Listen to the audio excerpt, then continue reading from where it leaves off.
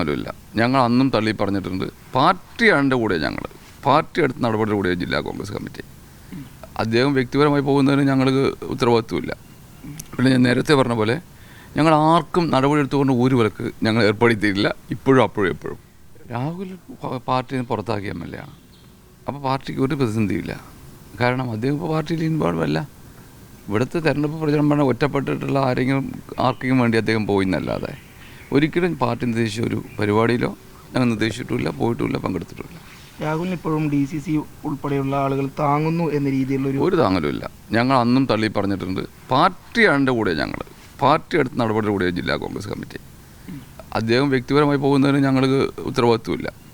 പിന്നെ ഞാൻ നേരത്തെ പറഞ്ഞ പോലെ ഞങ്ങൾ ആർക്കും നടപടി എടുത്തുകൊണ്ട് ഒരു വിലക്ക് ഞങ്ങൾ ഏർപ്പെടുത്തിയിട്ടില്ല. ഇപ്പോഴും അപ്പോഴും എപ്പോഴും പക്ഷേ രാഹുലിനെതിരെയുള്ള ആരോപണം ഏറ്റവും കൂടുതൽ ബാധിക്കുക പാലക്കാട് പോലെ ഏറെ നിർണായകമായിട്ടുള്ള ഒരു നഗരസഭയിലും മണ്ഡലത്തിലുമാണ്. അപ്പോൾ TCC എങ്ങനെയാണ് ഈ ഒരിക്കലും ബാധിക്കില്ല. ഞാൻ എഴുതി തരാം. നല്ല ഭൂരിപക്ഷത്തിന് പാലക്കാട് നഗരസഭ വരും. പാലക്കാട് ജില്ലയിൽ ലോക്കൽ ബോഡിയിലും അതുപോലെ മുനിസിപ്പാലിറ്റിയും ജില്ലാ പഞ്ചായത്ത് നല്ല ഭൂരിപക്ഷം. ഇതൊന്നും ബാധിക്കില്ല. ഇതൊക്കെ പാർലമെൻറ്റ് അസംബ്ലി പോലെ അല്ല. ഇത് ലോക്കൽ ബോഡി സാധാരണക്കാരുടെ ഇലക്ഷനാണ്. അവരൊക്കെ താഴെത്തട്ടിൽ എത്തിക്കഴിഞ്ഞു.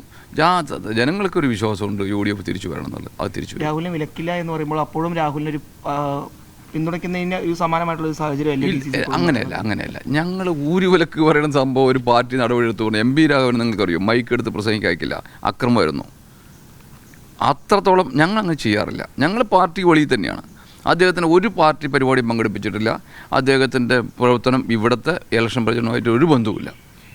ഇപ്പോൾ ഇത് നേരത്തെ ഉണ്ടായിരുന്ന ആരോപണം വിട്ട് അതൊരു നിയമപ്രശ്നത്തിലേക്ക് പോയിരിക്കുന്നു, കോടതിയിൽ എത്തിയിരിക്കുന്നു. ഇനി MLA സ്ഥാനം ഇനി കുറച്ച് മാസങ്ങൾ മാത്രമാണ് ഉള്ളത്. ഈ MLA സ്ഥാനം രാജി വയ്ക്കുമോ? അല്ല, അത് വരട്ടെ. എന്തായാലും കോടതിയിലാണ്, അതിൻ്റെ തീരുമാനം വരുമല്ലോ. എന്തായാലും ഇത്ര കാലം ഒരു പരാതിയില്ലായിരുന്നു. ഗവൺമെൻറ് പരാതിക്ക് വേണ്ടി നടന്നിട്ടും കിട്ടിയില്ല. ഇപ്പോൾ ഒരു പരാതി വന്നു. ആ പരാതി എന്തായാലും കോടതിയിലാണ്. കോടതിയുടെ വിധി വരട്ടെ. അതിനുശേഷം പാർട്ടി തീരുമാനിക്കും എന്താ വേണ്ടത്. KPCC ഇതുമായി ബന്ധപ്പെട്ട് DCCയോട് നിർദ്ദേശങ്ങൾ ഒരു നിർദ്ദേശം അത് ബന്ധപ്പെടേണ്ട കാര്യമില്ലല്ലോ. ഞങ്ങൾ ഉൾപ്പെടെയുള്ള എല്ലാ നേതാക്കന്മാരും അദ്ദേഹത്തിനെതിരെ നടപടി സ്വീകരിച്ചു. ഒറ്റയ്ക്കൊന്നുമല്ല, എല്ലാവരും കൂടി അദ്ദേഹത്തിനെ പുറത്താക്കാൻ തീരുമാനിച്ചു. ആ പുറത്താക്കി അത് ഞങ്ങൾക്ക് വിവരം തന്നിട്ടുണ്ട്. ഞങ്ങളത് കാരണം അന്ന് തൊട്ടൊരു പാർട്ടി ഒരു പരിപാടിയും പങ്കെടുപ്പിക്കാറില്ല.